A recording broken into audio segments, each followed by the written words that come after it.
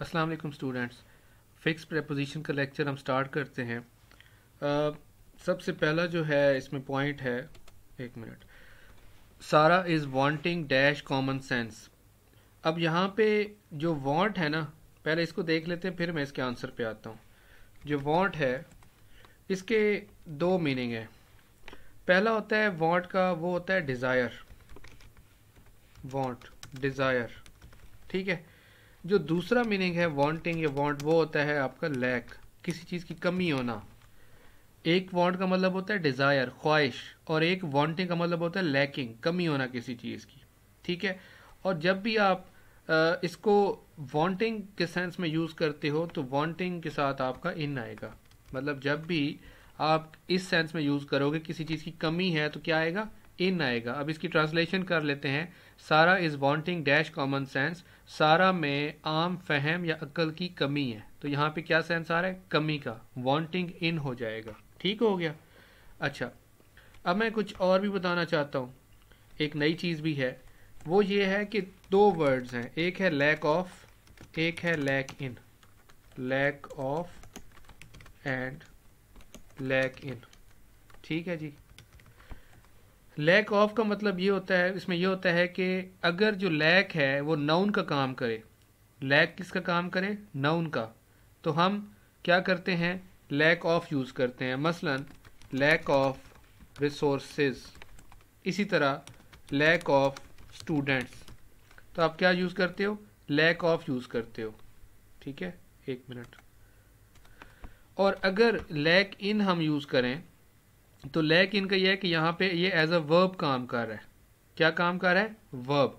तो हम क्या कहेंगे, Sara is lacking in common sense. Sara is lacking in common sense. अब यहाँ पे जो लैकिंग इन है वो वांटिंग इन का सेंस दे रहा है, कमी का सेंस दे रहा है, ठीक है। तो आपने इस तरह से इसको याद रखना है। आगे चलें। नेक्स्ट हमारे पास है Christians believe in many rituals to ward the evils dash. अब ओवर अपॉन फॉर ऑफ जो भी है, पहले इसका मतलब समझ लें। क्रिश्चियंस कहते हैं ईसाई को, बिलीव मतलब यकीन रखते हैं, रिचुअल्स कहा जाता है रसूमात, और ईवल्स कहा जाता है बुराई। तो क्या बनेगा, ईसाई बुराइयों को दूर करने के लिए बहुत सी रसूमात पर यकीन रखते हैं। अब बुराइयों को दूर करना, वार्ड का मतलब होता है दूर करना, लेकिन मैं एक नहीं बताऊंगा, मैं इसके साथ जब प्रेपोजिशन लगाऊंगा तब इसका मतलब पूरा होगा, वो होगा वार्ड के साथ जो भी आप यूज़ करते हो। तो दूर करना या छुटकारा पाना, उसके लिए कुछ वर्ड यूज़ होते हैं। छुटकारा पाना, एक होता है रिड ऑफ, एक होता है वार्ड ऑफ, एक होता है लाफ्ड ऑफ, ठीक है। अब आपको आंसर भी मिल गया यहाँ पे, rid off, ward off, laughed off, इनका मतलब क्या होता है, छुटकारा पाना। ठीक हो गया। अच्छा, नेक्स्ट पे आ जाए। नेक्स्ट हमारे पास है Saima yearned the dash return to her home. Yearn का मतलब होता है किसी चीज़ की डिज़ायर होना। मैं लिख लेता हूँ, yearn, yearn mean desire for something. लेकिन डिज़ायर भी किस तरह की, इंटेंस डिज़ायर, इंटेंस डिज़ायर होना, ठीक है। मतलब आपको ना बहुत ज़्यादा चीज़ की तड़प है, एक चाहत है कि जी ये हो। तो अब यहाँ पे जो यर्न है या डिज़ायर है, इसके लिए कौन कौन से वर्ड्स आप यूज़ करते हो वो देख लेते हैं। देखें, एक होता है डिज़ायर फॉर, इसको भी डिज़ायर, ये चाहत होना, तड़प होना किसी चीज़ की, ठीक है। एक होता है लॉन्ग्ड फॉर, लॉन्ग्ड फॉर, ठीक है। एक वर्ड होता है थर्स्ट फॉर, ये भी वही है, तलब होना, चाहत होना, डिज़ायर होना।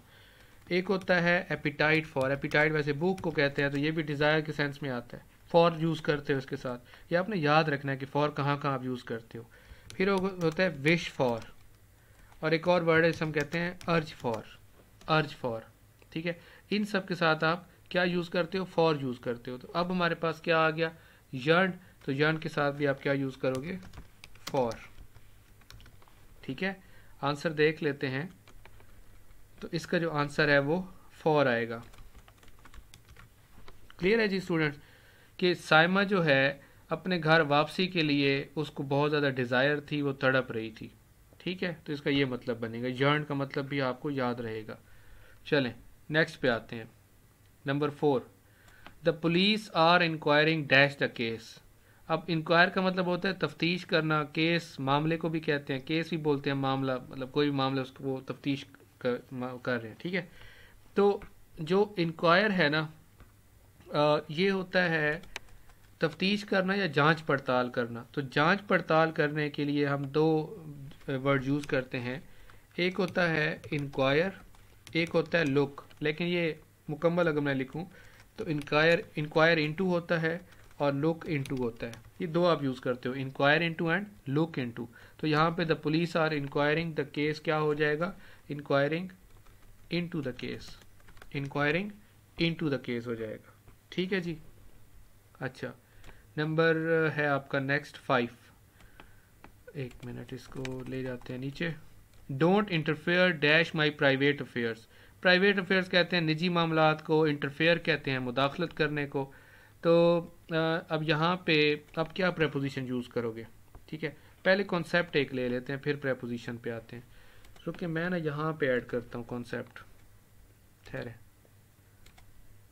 यहाँ पे लिखते हैं ताकि आपके सामने रहे ये पॉइंट भी और उसको भी। देखिए, एक होता है इंटर, ठहरे,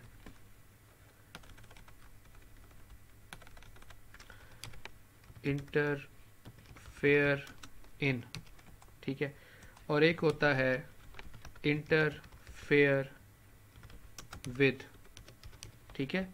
एक होता है इंटरफेयर इन और एक होता है इंटरफेयर विद। अब इंटरफेयर इन का मतलब होता है किसी के मामलात में मुदाखलत करना, किसी के मामलात में आप मुदाखलत कर रहे हो। और इंटरफेयर विद का मतलब होता है हाइंडर करना, हाइंडर का मतलब होता है किसी चीज़ को रोकना, उसको रोकना। हाइंडर वैसे रुकावट को कहा जाता है। अब यहाँ पे देखें ना, यहाँ पे क्या आना चाहिए, यहाँ पे निजी मामलात में मुदाखलत की बात हो रही है या निजी मामलात को रोकने की बात हो रही है, तो मुदाखलत की बात हो रही है, तो don't interfere in my private affairs हो जाएगा। क्लियर है ये कॉन्सेप्ट भी। अच्छा, अब नेक्स्ट पे आ जाते हैं, नंबर 6। नंबर 6 क्या है जी, कि refrain from interfering dash the course of justice. Refrain कहते हैं गुरेज करना, बाज रहना, दूर रहना किसी चीज़ से। इंटरफेयर कहते हैं मुदाखलत को। कोर्स ऑफ जस्टिस कहते हैं इंसाफ की जो एक रास्ता है, एक मामला है उसमें, उस तो मतलब क्या बनता है कि इंसाफ की राह में मुदाखलत से गुरेज करें। अब यहाँ पे कौन सा प्रेपोजिशन यूज़ होगा, तो ये रिफ्रेन के साथ आप कौन सा यूज़ यहाँ पे आप करोगे, रिफ्रेन फ्रॉम इंटरफेयरिंग विद हो जाएगा, ठीक है, इंटरफेयरिंग विद हो जाएगा। नेक्स्ट पे आते हैं, नंबर 7। नंबर 7 जो है वो है ही intruded dash the room but was turned out. Intruded कहते हैं घुस जाना कहीं पे, मतलब कोई किसी के घर में घुस गया तो इंट्रूडेड। और इंट्रूडेड का जो एग्जैक्ट मीनिंग है वो ये है कि ज़बरदस्ती किसी के घर में, अब जैसे पुलिस छापा मारती है किसी के घर में घुस जाती है तो हम कहेंगे इंट्रूडेड है, वो ज़बरदस्ती घर में घुस गए, वो कमरे में घुस गया बट वाज टर्न्ड आउट, लेकिन बाहर निकल गया। अब इंट्रूडेड के साथ आप क्या यूज़ करोगे, इंट्रूडेड के साथ आप इनटू लगाओगे या ऑन अपॉन, क्या यूज़ करते हो, ठीक है। तो मैं यहाँ पे कॉन्सेप्ट देना चाहूँगा, ठीक है। एक होता है आपके पास इंट्रूडेड इनटू, क्या होता है, इंट्रूडेड इनटू। दूसरा होता है आपके पास इंट्रूडेड ऑन या अपॉन। अब इन दोनों में फ़र्क क्या है, ठहरे ज़रा, इन दोनों में फ़र्क क्या है। इंट्रूडेड इनटू का मतलब होता है कि किसी जगह पे आप ज़बरदस्ती घुस जाते हो, किसी जगह पे आप ज़बरदस्ती घुस जाते हो, जगह पे, प्लेस के सेंस में आइए, ठीक है। इंट्रूडेड ऑन या अपॉन का मतलब होता है किसी की प्राइवेट मैटर्स में। देखिए यहाँ पे मैं आपको प्रेपोजिशन तो सिखा ही रहा हूँ, मैं आपको वोकैब भी दे रहा हूँ, मैं आपको ये वाले वर्ड्स दे रहा हूँ जो आप कहीं भी, ये तो पेपर की पीपीएससी की और एफपीएससी की तैयारी तो आप कर ही रहे हो, लेकिन आपको वो वर्ड्स मिल रहे हैं जो यहाँ पे आप इनको कहीं भी यूज़ कर सकते हो और आप कुछ नया सीख रहे हो। तो इंट्रूडेड अपॉन या ऑन का मतलब होता है किसी की प्राइवेट मैटर्स में आप घुसते हो। मसलन एक मैं लिखता हूँ, इंट्रूडेड अपॉन समवन प्राइवेसी, ठीक है, इंट्रूडेड अपॉन समवन्स प्राइवेसी, कि किसी की प्राइवेसी में, किसी के निजी मामलात में आप जो है घुस जाते हो, तो वहाँ पे ऑन अपॉन लगा। तो अब यहाँ पे क्या हो रहा है, यहाँ पे जगह पे घुस रहा है, रूम में घुस रहा है, या फिर किसी के मैटर्स, प्राइवेट मैटर्स में, या किसी की प्राइवेसी में जा रहा है। तो यहाँ पे क्या आएगा, यहाँ पे आप क्या यूज़ करोगे, इनटू यूज़ करोगे। ठीक हो गया, आई होप आपका कॉन्सेप्ट क्लियर होगा। नंबर 8, नंबर 8 में क्या आता है, योर रिमार्क्स आर रियली वर्दी डैश नोट। जो है ना, वर्दी का मतलब होता है वर्थ होना, किसी चीज़ की वर्थ से निकला है कि काबिल तवज्जो है, कीमती है। अब वर्दी के साथ आप कौन सा लगाते हो, प्रेपोजिशन ऑफ। ठीक है, कि आपके जो रिमार्क्स हैं वो काबिल तवज्जो हैं या काफ़ी कीमती हैं। ठीक है, वर्दी ऑफ का मतलब होता है कि किसी चीज़ के लायक, किसी लायक होना, मतलब कि इसकी बड़ी कीमत है जी, इसकी बड़ी वैल्यू है, ये किसी चीज़ लायक है। Next number 9, don't intrude the privacy of any one. अब तो आपको पता होगा कि मुझे क्या यूज़ करना चाहिए। इंट्रूडेड के मैंने 2 मीनिंग बताए थे, एक इंट्रूडेड इनटू हमने कहा था, एक इंट्रूडेड ऑन या अपॉन कहा था। इंट्रूडेड इनटू का क्या मतलब था, किसी प्लेस में ज़बरदस्ती घुस जाना, और इंट्रूडेड ऑन या अपॉन का क्या मतलब है, किसी के प्राइवेट मैटर्स में। यहाँ पे जो प्राइवेसी है वो किसी कमरे का नाम है, किसी जगह का नाम है, या किसी की प्राइवेट मैटर्स हैं, यकीनन किसी की प्राइवेट मैटर्स हैं। तो यहाँ पे आप क्या यूज़ करोगे, ऑन यूज़ करोगे। ऑन भी कर सकते हो, और अगर यहाँ पे अपॉन होता तो आप अपॉन को भी कर सकते थे। ठीक हो गया। अच्छा, अब आता है जी नंबर 10, और this is last one. Don't jump dash the conclusion without giving due consideration to the facts. Due consideration कहते हैं मुनासिब गौर करना किसी चीज़ के ऊपर, ड्यू कंसीडर करना जिसे आप बोलते हो, को गौर करना, तो मुनासिब गौर तो ड्यू कंसिडरेशन। फैक्ट्स हकायक को कहते हैं। उर्दू पहले देख लेते हैं कि हकायक पर गौर किए बगैर किसी नतीजे पर ना पहुँचे। ठीक है, नतीजे पर पहुंचने को भी जंप, अब जंप के साथ प्रेपोजिशन आएगी तो फिर आप उसका सेंस ले लोगे। अब यहाँ पे जंप के साथ आप टू लगाते हो। ठीक है, don't jump to conclusion without giving due consideration to the facts. समझ आ गया जी। तो ये आपके लिए बहुत इंपॉर्टेंट है, मैं वही कुछ करवा रहा हूँ जो आपके पेपर के लिए इंपॉर्टेंट है, क्योंकि इस तरह तो इंग्लिश तो बहुत ज़्यादा है, इस तरह तो आप पढ़ते रहोगे तो ख़त्म ही नहीं होनी। लोग एमए भी करते हैं और पत्नी क्या क्या करते रहते हैं उसके अंदर। तो वही चीज़ें दी जा रही है जो इंपॉर्टेंट हैं, और आपको वो कैब भी दे रहा हूँ, प्रेपोजिशन भी दे रहा हूँ। इसकी अहमियत को समझें, इसको याद रखें, इसको समझें, और मुझे फीडबैक ज़रूर दिया करें ताकि मुझे पता हो। मैंने आजकल मेडिकल लैब टेक्नोलॉजी के ऊपर लेक्चर डिलीवर कर रहा हूँ, क्योंकि मुझे फीडबैक आया कि सर ये पढ़ा दें, सर वो पढ़ा दें, टाइम उसका जो है लेंथी है, थोड़ा कम कर दें।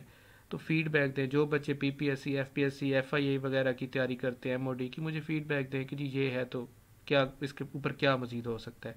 किसी को टेंसेस में प्रॉब्लम है, कोई चाहता है जी कि सर वो कैब भी दे दिया करें, कोई, हर किसी का अपना एक माइंड सेट है।